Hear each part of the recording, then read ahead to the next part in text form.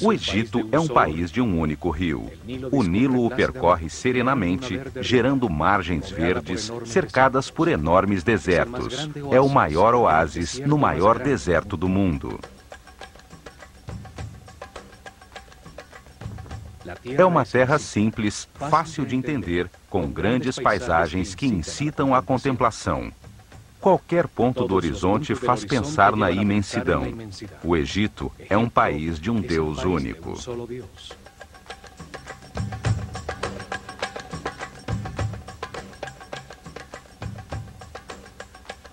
Ali, durante milhares de anos, desenvolveu-se uma civilização que viveu em paz e harmonia, sem sair de seus limites naturais para impor-se a outros povos, dedicada apenas ao aperfeiçoamento espiritual.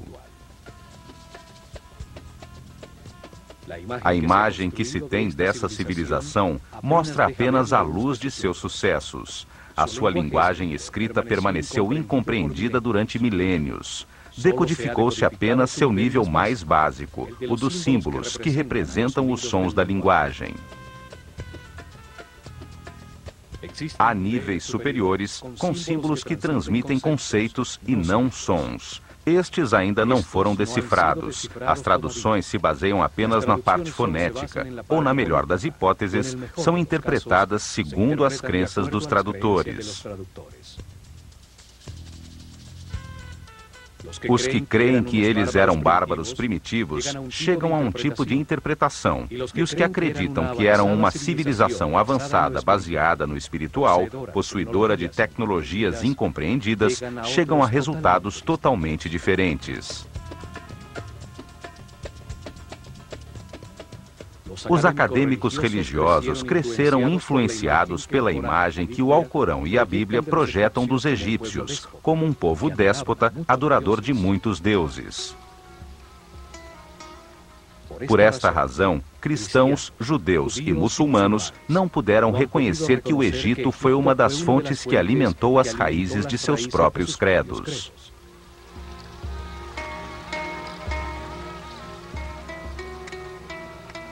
Esta imagem ficou reforçada pela incorreta tradução da palavra Néter, como Deus ou deusa, quando na realidade significa força ou causa fundamental, princípio divino, função que ordena o universo. Os Néters personificam atributos de Deus. Foram uma maneira simples de explicar ao povo que o único Deus responsável pela criação tem diferentes características. Não quer dizer que sejam múltiplos deuses. Um único homem pode ser um mestre, um pai e, ao mesmo tempo, um marido, sem ter que ser várias pessoas. São características diferentes de um único ser.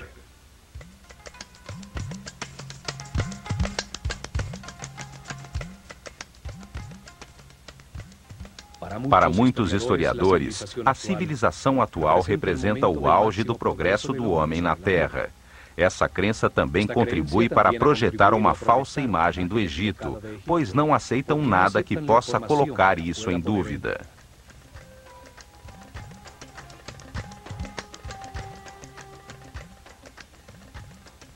Aceitam apenas parcialmente os documentos cronológicos de governantes egípcios que chegaram a nossos dias, invalidando os registros anteriores ao rei Menes, alegando que apenas essa parte é um mito.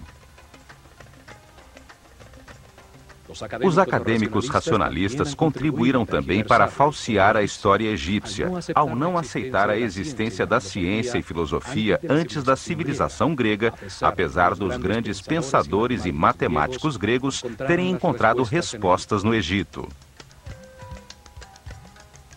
Tudo isso projetou uma imagem enganosa da cultura egípcia. São vistos com preconceito, como um povo primitivo e inferior ao mundo moderno civilizado, cuja única qualidade foi construir alguns templos e túmulos para seus faraós, muito grandes e resistentes à passagem do tempo.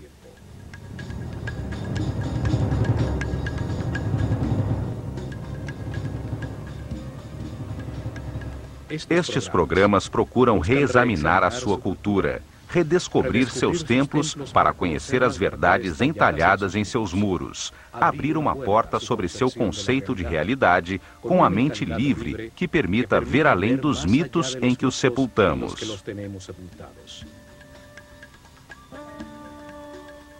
Os antigos egípcios entenderam o universo, suas leis, processos e propósito de um modo coerente, lógico, analítico e racional, que é uma herança importantíssima para o homem no início deste novo milênio.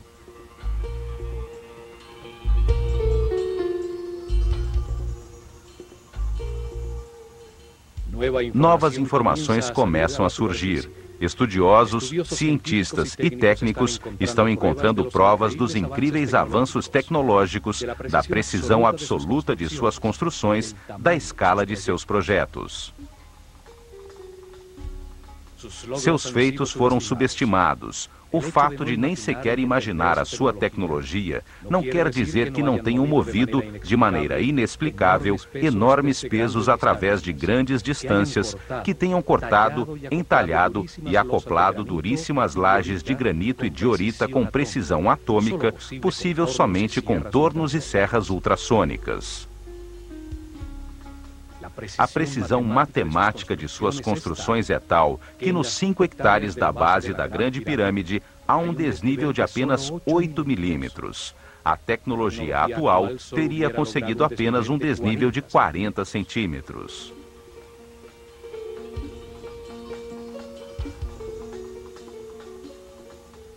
Seu sistema de medida, baseado no homem, deixou a constância exata das medidas do planeta e dos movimentos do sistema solar na galáxia.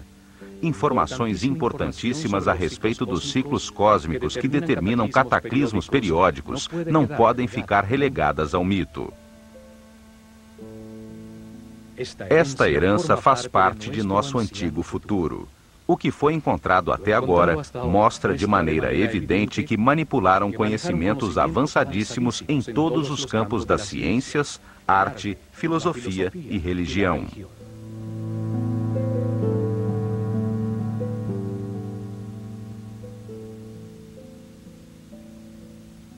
Conhecimentos que fazem parte de uma herança ainda mais antiga, de um período desaparecido da humanidade, chamado Atlante, anterior ao dilúvio, ao que sobreviveram alguns sacerdotes que construíram as bases deste ciclo em que vivemos.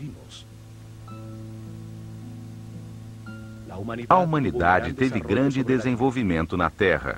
Alguns sacerdotes cientistas, prevendo a catástrofe, prepararam-se para sobreviver a ela. A eles se deve a aparição súbita, sem nenhum período de evolução, de todos os conhecimentos egípcios. Esses sábios estruturaram uma fechada casta sacerdotal.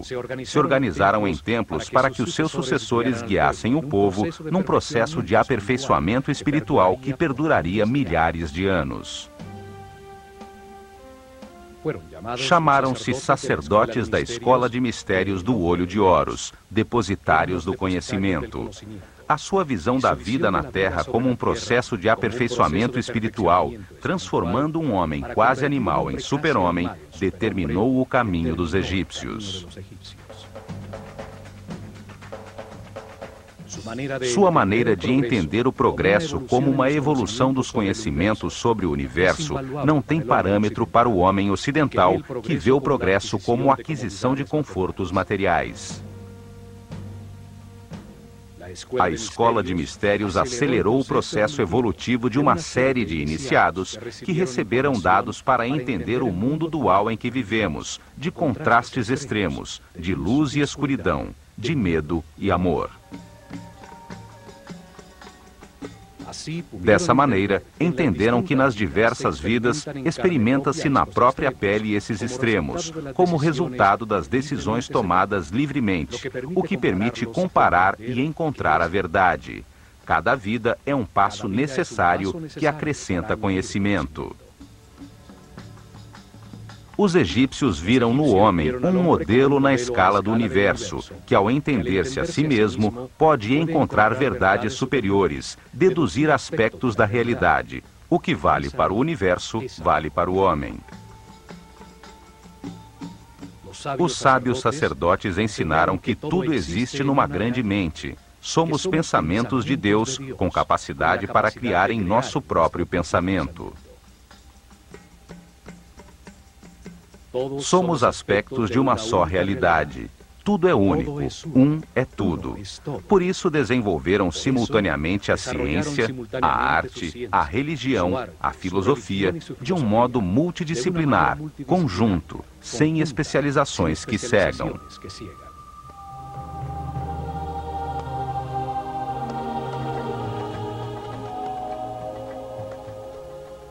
Viram a criação como o ato consciente de um único Deus. Estudaram a si mesmos à procura dele, descobrindo que tem muitas características, as que deram nome e símbolo, para poder comunicar-se com clareza.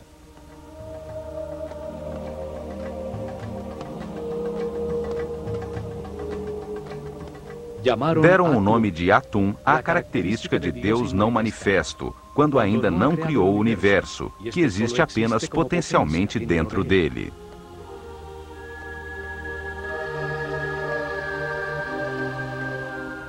Deram o nome de Ptah à característica criadora de Deus, que ao manifestar a sua vontade, dá lugar ao universo.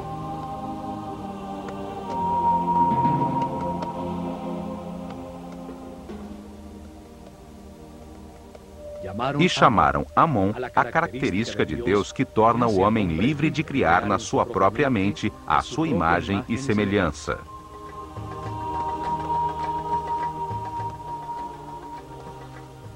Com esse conceito, deram lugar à flor da vida, os movimentos sagrados de Deus que veremos neste programa ao visitar o templo de Osirion em Abidos.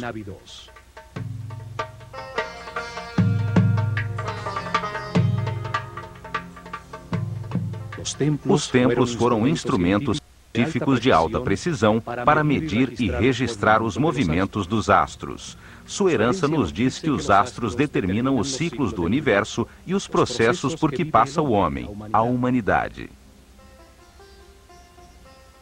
Nos templos concentraram os conhecimentos que encontraram enquanto se estudavam a si mesmos, num processo dirigido de aperfeiçoamento espiritual. Ali desenvolveram simultaneamente as ciências, a arte, a religião e a filosofia, num único bloco dinâmico, pois acreditavam que nenhum aspecto da realidade estava separado de outro. Ao redor dos templos, dirigida por seres muito evoluídos espiritualmente, cresceu uma das civilizações mais incompreendidas e mais avançadas da Terra. Está na hora de recuperar a nossa herança.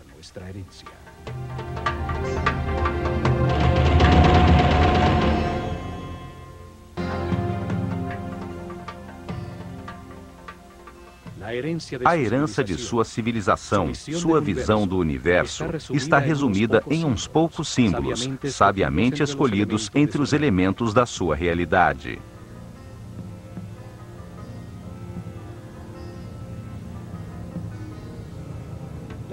A utilização de uma imagem simbólica tem a vantagem de expressar um pensamento de uma maneira muito simples, além da linguagem, e seu significado poderá ser entendido milhares de anos depois de ter sido desenhado, pois a imagem de um falcão ou uma postura humana não mudam. Para os egípcios, o homem encarna na Terra para decidir como agir ante as circunstâncias experimentadas. Ao comparar os resultados de suas ações, aprende e se aperfeiçoa.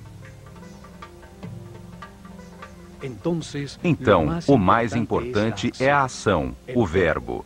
A ação que produz resultados leva ao aperfeiçoamento. A linguagem existe para comunicar ações.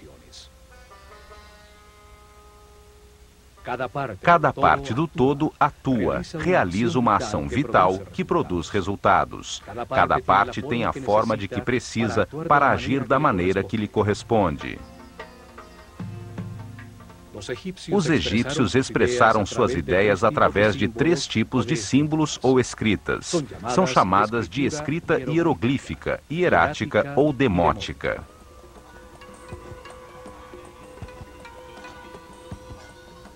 O primeiro tipo de escrita utiliza imagens muito simples chamadas hieroglifos. Hieros significa sagrado e glifos significa imprimir. Assim chamaram os gregos escrita sagrada aos entalhes simbólicos egípcios. Os hieroglifos têm diferentes níveis simbólicos de comunicação. O mais simples e básico é o nível dos símbolos fonéticos. Utilizaram 24 símbolos gráficos associados a um som e não a uma ideia. Formam o alfabeto egípcio. Era a escrita que dava forma à linguagem do povo.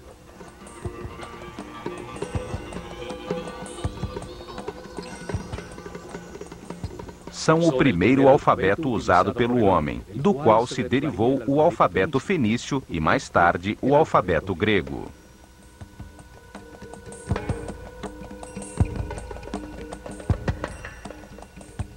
Podiam escrever indiscriminadamente em colunas ou em linhas horizontais, podendo ser lidas em qualquer sentido. As cabeças das figuras simbólicas olhavam na direção em que se começava a frase, marcando assim a direção da leitura. Durante milênios permaneceu indecifrada, até que em 1799, os expedicionários franceses, vindos com Napoleão, encontraram em Roseta, no Mediterrâneo, uma pedra de granito negro, escrita no final da civilização egípcia. Em péssimo estado, nenhuma das suas linhas estava completa. Conservava ainda 14 linhas escritas em hieroglifos, 32 linhas escritas em demótico e, o mais importante, 54 linhas em grego, uma escrita conhecida que indicava que esse texto traduzia as outras escritas. Um especialista em línguas, Jean-François Champollion, dedicou-se a estudar os textos da pedra. Descobriu que o egípcio antigo, assim como as escritas semíticas, usava apenas consoantes. As vogais eram acrescentadas na linguagem falada para dar uma forma gramatical.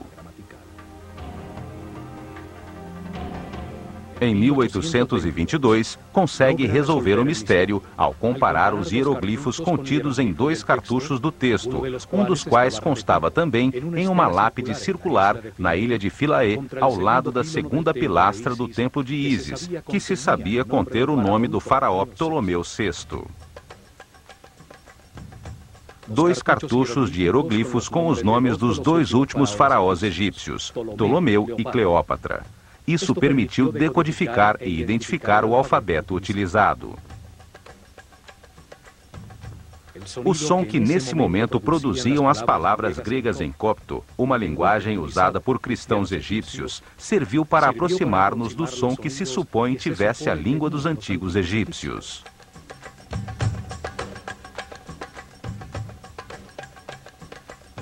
Assim se consegue decifrar o primeiro nível da linguagem com seus 24 símbolos entalhados há milhares de anos. A escrita que usava apenas símbolos fonéticos, não ideias.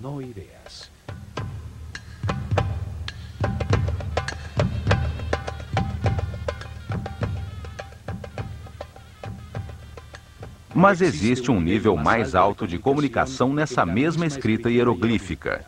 Além de 700 símbolos, belíssimas formas gráficas que desenham a realidade e evocam na mente ações e conceitos. A palavra convertida em imagem. Símbolos que imitam as formas da natureza, escolhidos pela ação que evocam na mente. Um pássaro evoca o voo, a liberdade. Caso seja um falcão, acrescenta a essa imagem a agudeza da visão.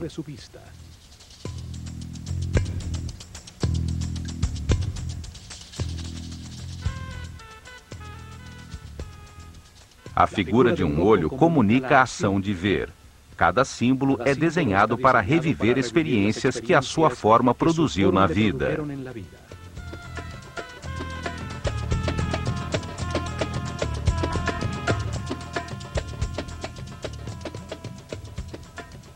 Usavam também partes facilmente reconhecíveis que fazem pensar em uma ação vital. 2 braços elevados fazem pensar em orar. 2 pernas evocam a ação de andar. 1 braço estendido, a ação de apontar. 2 mãos entrelaçadas, união. 1 mão que alimenta, outra que semeia, 1 jarro que entorna. Símbolos que retratam elementos fabricados pelo homem que, quando postos em ação, produzem um efeito. A ferramenta comunica o tipo de trabalho que se executa com ela. 1 arado, 1 ancinho, 1 rede. Além da escrita hieroglífica, existia outra forma de escrita, a hierática. Era utilizada apenas para comunicações oficiais e comerciais. A terceira forma de escrita existiu somente nos últimos anos da civilização, quando, por volta do ano 700 a.C., os escribas que copiavam os textos antigos simplificaram ainda mais os símbolos do hierático, até torná-lo quase uma taquigrafia. Chama-se demótico.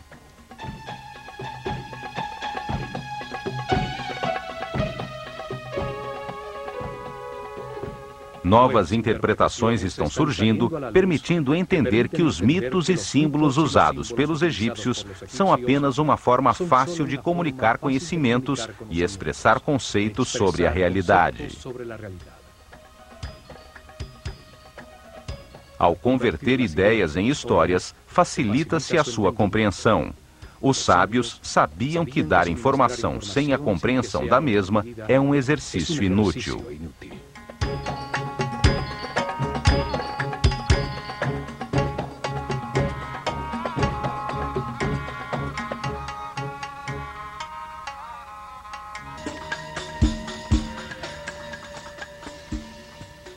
Existem 3 templos muito antigos, do início da sua civilização, realizados com a mesma técnica de construção. Tem o mesmo estilo arquitetônico, maciço e pesado, embora simples, que não foi utilizado novamente em todo o Egito.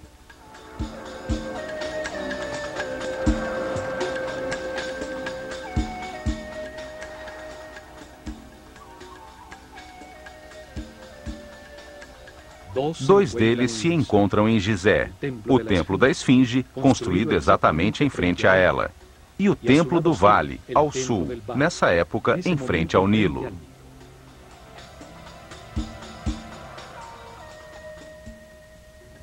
O terceiro é o maciço Osirion, construído em Abidos.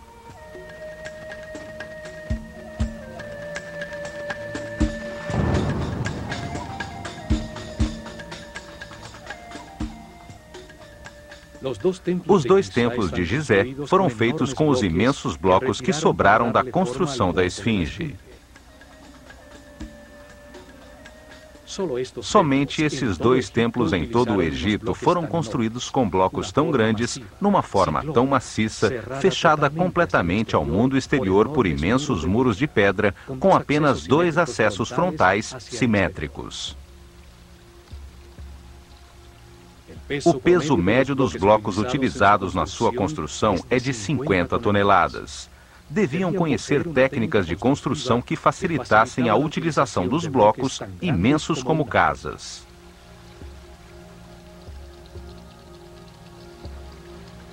Não usaram blocos regulares. Eram todos diferentes, com seus lados cortados em diferentes ângulos, sobre os quais encaixavam de maneira exata e milimétrica os que colocavam por cima.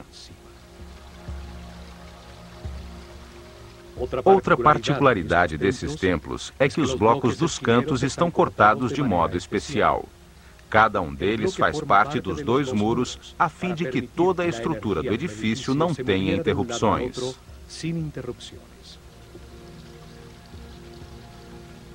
Isso obrigava a que cada um desses blocos tivesse que ser entalhado, em alguns casos mais de 30 centímetros, para formar o canto.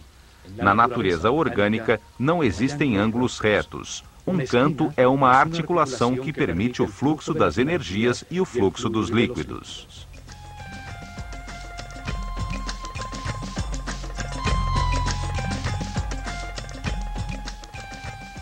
Estes templos tinham um salão central, coberto com uma laje de pedra sustentada por gigantescas colunas simétricas, formando um grande terraço superior que dominava a planície.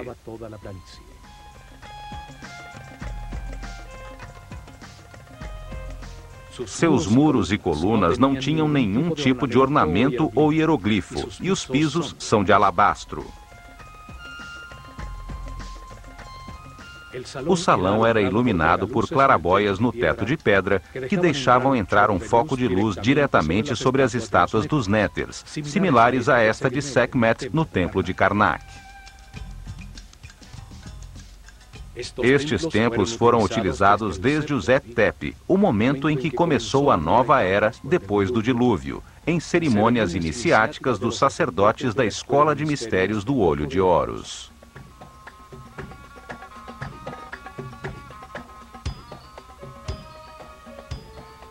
Nos dias de equinócio, sobre o terraço do templo, à altura do olhar da esfinge, colocavam a barca de ouro.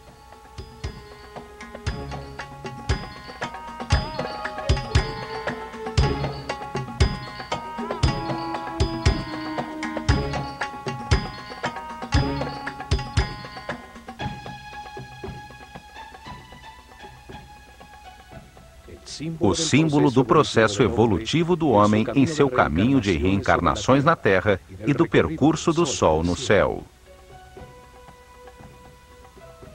Ao seu redor eram realizadas cerimônias, enquanto a esfinge contemplava o nascer do Sol no horizonte à sua frente e, durante as noites, as estrelas da constelação de Leão.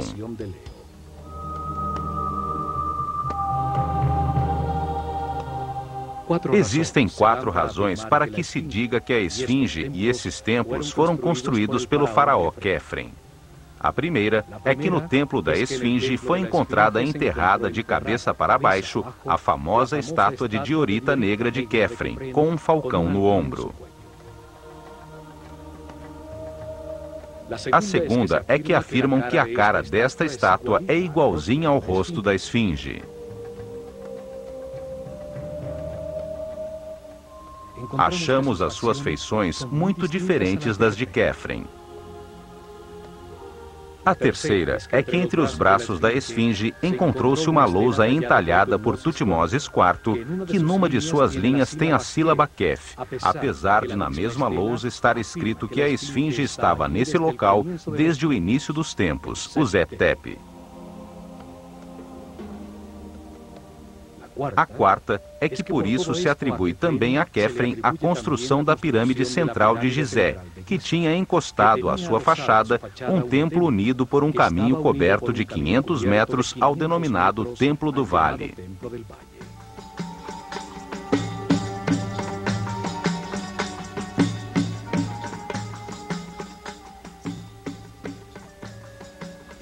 No entanto, a pedra dos muros destes templos é do mesmo tipo do bloco monolítico da esfinge, certamente feitos com o que sobrou do seu entalhe. Além do mais, tem os mesmos sintomas de erosão pela chuva que a esfinge, o que permitiu que especialistas geólogos determinassem que foi construída por volta do ano 9000 a.C.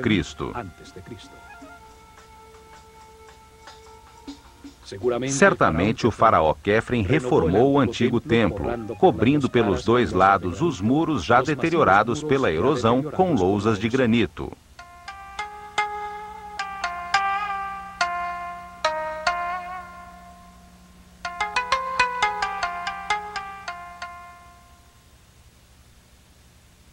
Os antigos dividiram a parte verde e habitável do Egito em 2 grandes zonas com diferentes características definidas pela forma do próprio Nilo.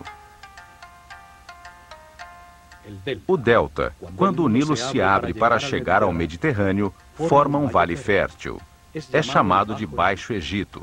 Seu símbolo hieroglífico é a abelha, e o faraó usa uma coroa vermelha para mostrar a sua autoridade nessa região.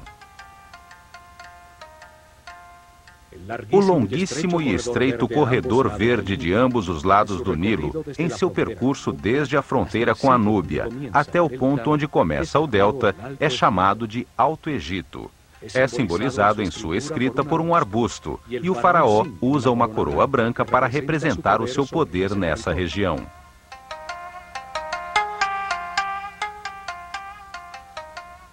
A história aceita do Egito começa com a unificação destas duas regiões sob uma só coroa branca e vermelha. Essa união foi conseguida pelo faraó Menes, fundador de Mênfis, localizada na confluência das duas regiões.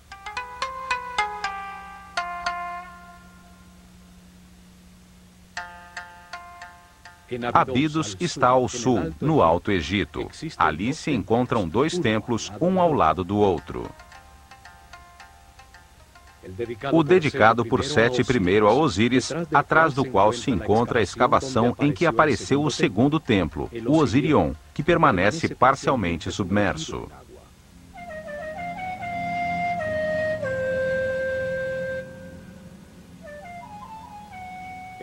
O nível freático impediu os trabalhos de restauração, pois a água fluía para dentro do templo mais rápido do que a capacidade das bombas para tirá-la.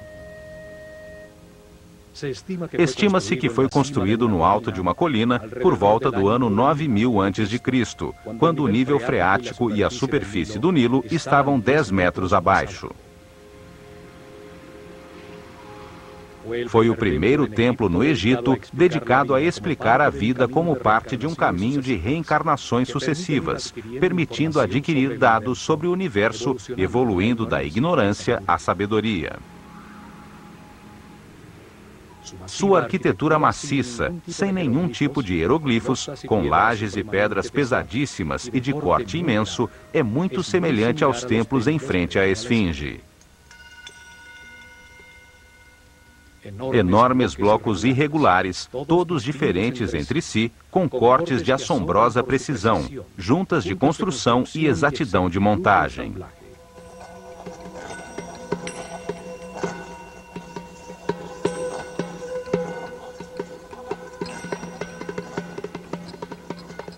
Nos cantos, os blocos seguem um muro lateral, devendo ter sido rebaixados para conseguir essa forma, o que aumenta consideravelmente o trabalho, pois são de duríssimo granito de Assuã.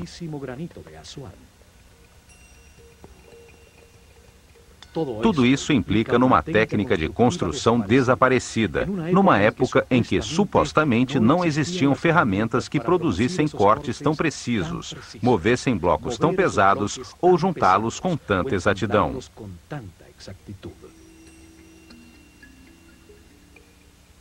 Conhecimentos técnicos herdados dos sobreviventes ao dilúvio, que foram utilizados no estrito e fechado círculo de uma organização secreta de sacerdotes cientistas.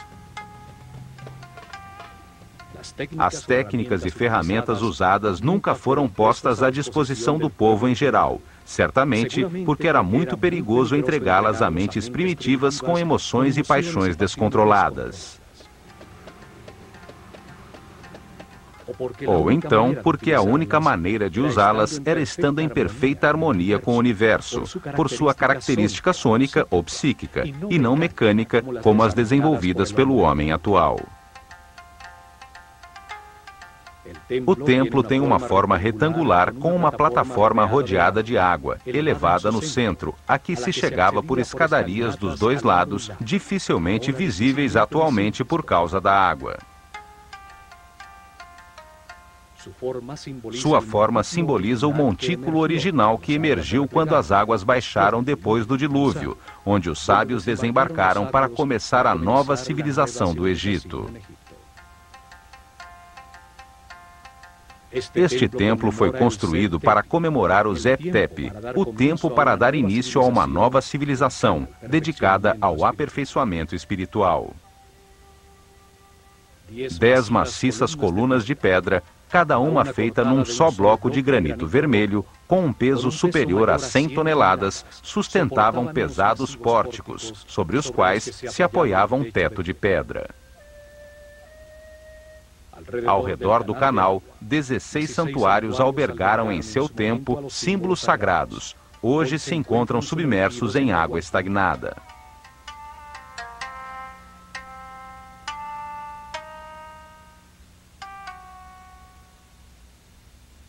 No canto superior de um desses imensos pilares, encontram-se lado a lado 2 estranhos círculos com figuras geométricas em seu interior, tocando-se nas beiradas.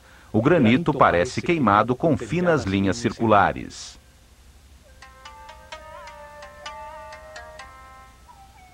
Trata-se da flor da vida, um símbolo de geometria sagrada egípcia que mostra os movimentos iniciais de Deus para criar o universo.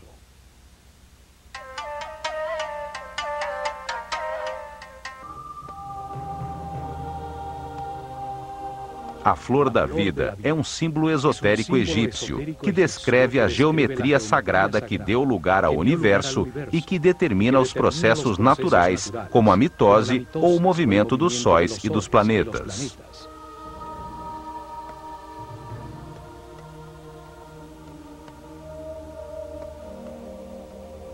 Uma forma que conceitua a vida como um processo no tempo. A forma que contém os ritmos, as horas, os dias, os meses, os movimentos dos corpos celestes, durante os quais a ideia toma forma, a semente germina.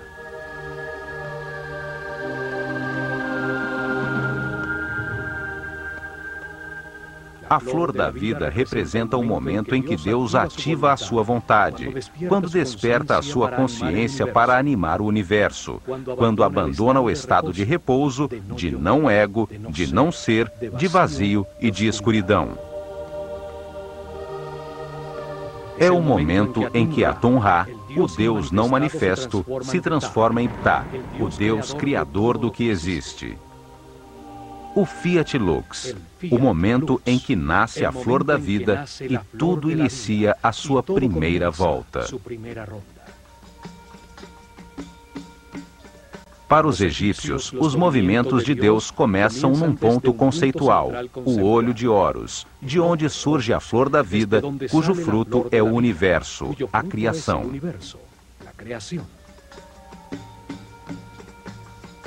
O ponto é referência para saber que existe um movimento. Nele começa a sua geometria sagrada. Dali, Deus cria o primeiro espaço virtual do universo.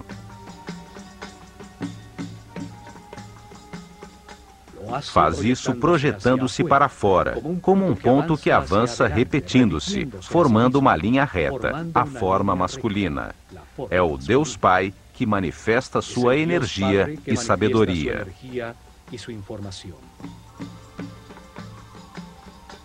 Sua vontade ativa é transformada por Deus Mãe, a substância infinita, que gera em seu interior uma resposta, o Deus Filho, que regressa com a percepção de um plano virtual reconhecido.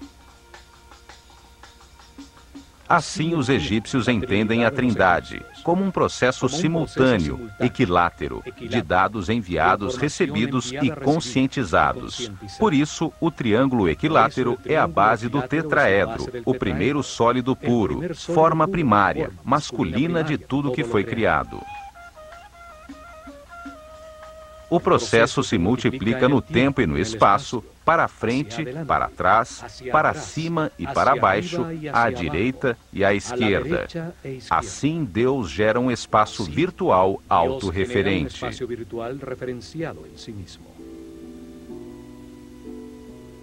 Simultaneamente, ao girar esse volume percebido ao redor do ponto de partida, constrói-se o princípio feminino, a esfera. Um espaço passivo, sem tensões, com todos os seus pontos ligados ao centro, ao olho de Horus. A esfera é a placenta que contém tudo, a substância de todas as formas e volumes. É uma expressão de unidade, de totalidade e de integridade.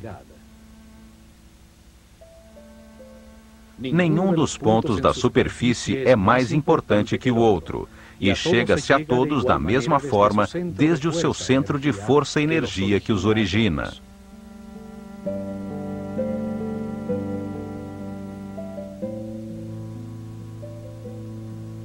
Átomos, células, sementes, planetas e sóis, todos fazem eco a essa forma de unidade e potencialidade. A primeira esfera virtual contém os 5 modelos de poliedros regulares, sólidos com todos os seus lados e ângulos iguais, chamados de sólidos platônicos, em homenagem a Platão, que aprendeu a flor da vida com mestres egípcios.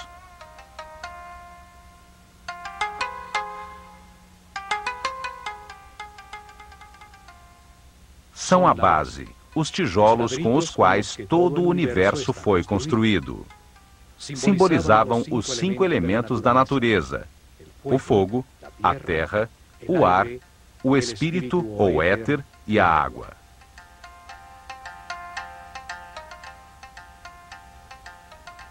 Assim Deus compreendeu, criou e percebeu, desde seu centro de força e energia, o primeiro espaço finito, que simboliza a Terra, dentro do espaço infinito, o céu.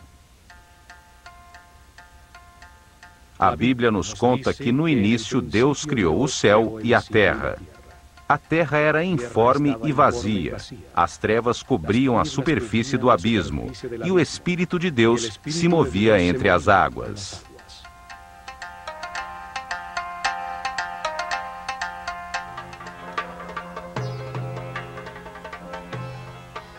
Realiza então o seu primeiro movimento, deslocando-se desde o centro da primeira esfera conhecida até chegar à sua margem, a membrana ou perímetro do espaço. Desde esse novo ponto central, se repetem os movimentos que já conhecemos, gerando-se assim outra esfera. Na interseção das duas esferas iguais, gera-se a forma mais importante das já existentes. É a chamada Vesica Piscis e simboliza o Verbo Divino. Os egípcios acreditavam que de seu interior surgiram os números, os 7 sons fundamentais, as letras e toda a sabedoria da criação. Tem a mesma forma do olho e da boca humanos. Em seu interior, cabem exatamente 2 triângulos equiláteros que, ao estarem contidos num retângulo, são a base da proporção áurea, a divina proporção. Essa proporção foi utilizada em todos os seus templos, como no Osirion, para relacionar as 3 dimensões entre si e estas com a natureza. Daí derivam todas as relações matemáticas fundamentais e os números importantes como Φ e Π. Simboliza também a visão compartilhada, o entendimento mútuo entre indivíduos iguais, terra comum. O Vesica Piscis é o espaço compartilhado, a interseção entre a esfera inicial e a nova, gerada da sua borda.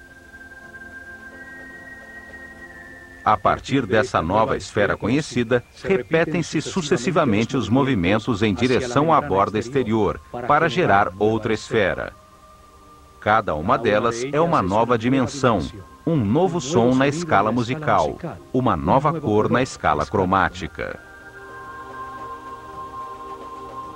Assim vão se construindo 4 esferas, 5 esferas, 6 esferas, e nesse momento se chega à 7ª e última esfera, com a qual se encerra o primeiro ciclo e se completa a semente da vida.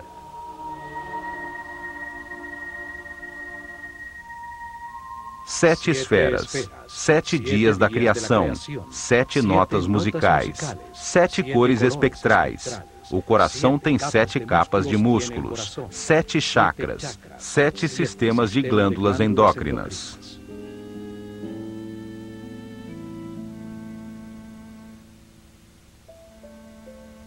Esse padrão geométrico se repete infinitamente. É a base de tudo que existe.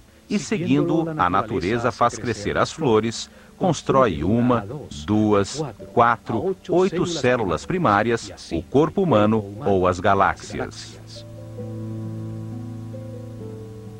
Ao expandir-se como uma eterna espiral, vai gerando novas esferas, e na terceira volta completam-se as 19 esferas que formam a flor da vida. Este padrão geométrico toma a forma de uma flor e é ao mesmo tempo um processo eterno. contém as harmonias musicais, as escalas de luz, os padrões de crescimento dos tecidos vivos.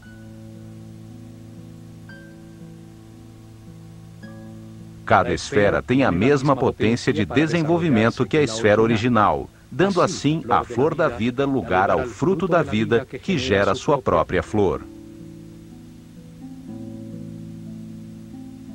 Cada esfera guarda em seu interior os 5 sólidos platônicos: a união da energia masculina e feminina, a reta e a curva, as 2 matrizes geométricas que são a base da realidade existente.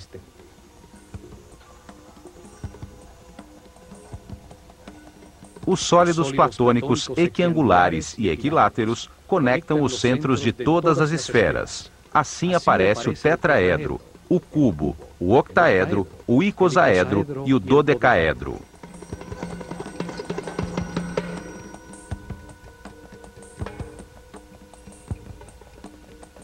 São símbolos da inseparável relação entre as partes e a totalidade. Formam um princípio de unidade para toda a geometria das formas existentes, apesar de sua diversidade. Padrões, formas e estruturas que existem na natureza, da menor partícula a expressões reconhecíveis ao olho humano até o imenso universo. Tudo segue um arquétipo geométrico que nos revela a natureza de cada forma.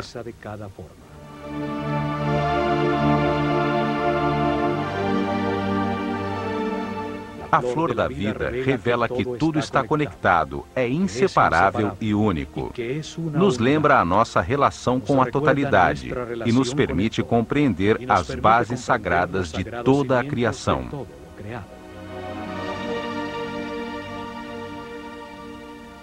Com ela, os sacerdotes da escola de Horus ensinavam o respirar da totalidade, o que é Deus e como diversifica a sua consciência através da nossa vida.